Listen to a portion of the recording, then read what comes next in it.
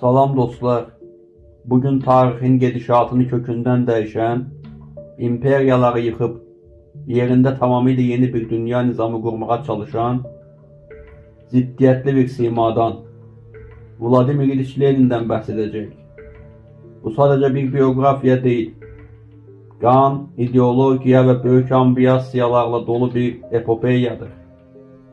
Hazırsınızsa 20. əsrin en büyük fırtınasının merkezine seyahat edirik.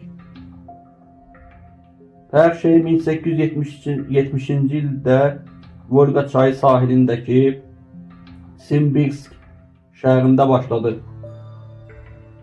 Vladimir Ulyanov, sonradan seçtiği ləqəbiyle Lenin, əslində kübar və təhsilli bir ailədə doğulmuşdu. Atası təhsil müfəttişiydi. Lakin gənc Volodyanın həyatını alt üst edən hadisə 1887-ci ildə baş verdi.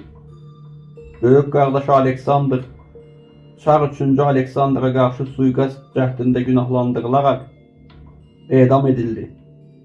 Bu edam Lenin üçün sadəcə bir ailə faciəsi deyil, həm də bir qırılma nöqtəsiydi. O, çarizmdən qisas almağı qarşısına məqsəd qoydu.